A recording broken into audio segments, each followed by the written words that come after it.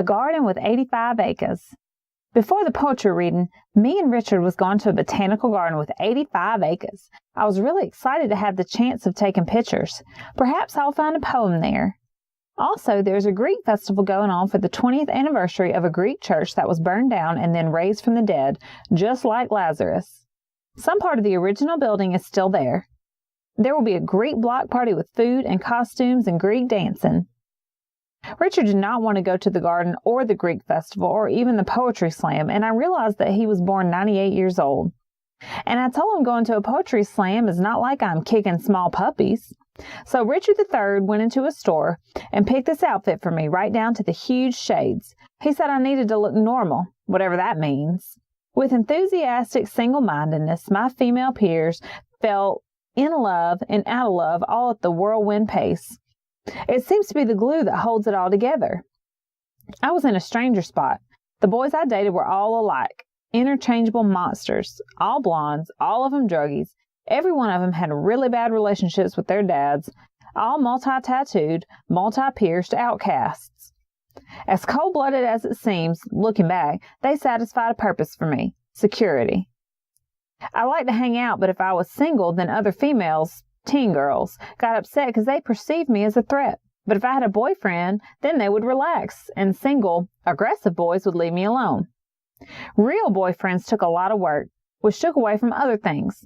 So my solution was monster boys, who I had to put almost no energy into. I was, in my own fashion, a good girlfriend. Not clingy or fussy, encouraging the betterment of the guy, and then I would move and eventually get a new monster boyfriend. Then a monster boy really loved me. I felt horrible and realized how wrong it was just to date someone's bad reputation. Several things happened the year I turned 14. My grandma decided I killed Grandpa by visiting with him too long.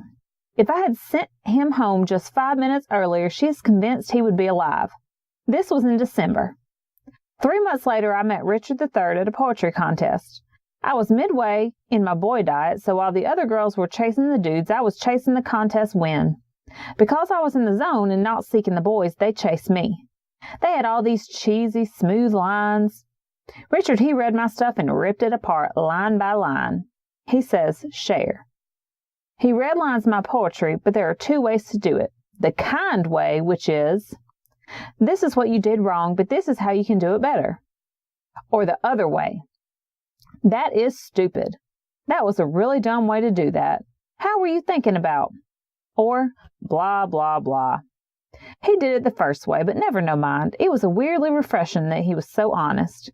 I wanted a lifelong friendship, so I was willing to put up with Richard's less than positive qualities.